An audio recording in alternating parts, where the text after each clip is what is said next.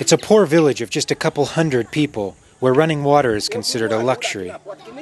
So imagine the shock of the villagers when a small plane carrying the equivalent of $3.3 million in cash crashed in the middle of Maracangaya, Brazil.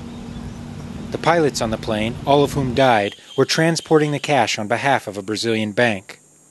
Everybody took some money. I was away that day, but if I was here, I would have done the same thing. Wouldn't you have done the same thing? The plane crashed in this pasture behind me. Now you can see how close it is to all these houses where people live. But it's been nearly a year since the crash, and the people here tell us now that the money did change their lives, but it changed their lives for the worst. All the thieves came here to rob us, saying we had the money, but we didn't. Anyone who drove by that day took the money and left. But now we are being blamed for it. When news got out, groups of thieves, police officers, people who claimed they were police officers, all went to the village to recover or steal the money. And they also went there to extort the money from the people who live there. Nobody knew who was a police officer, who were robbers, who was a neighbor.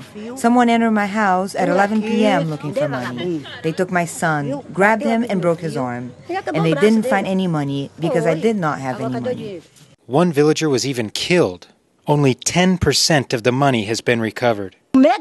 Whoever took that money has gone to hell. They don't live here anymore or never lived here in the first place. If I was a millionaire, I would not be picking up rainwater outside my house to be able to boil my beans.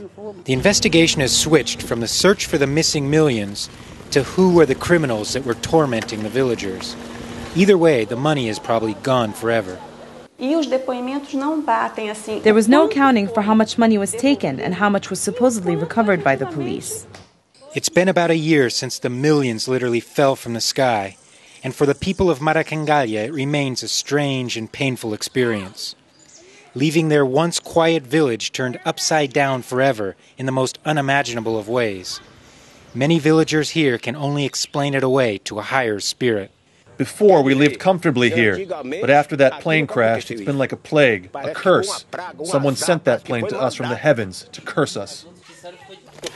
Gabriel Elizondo, Jazeera, Maracangaya, Brazil.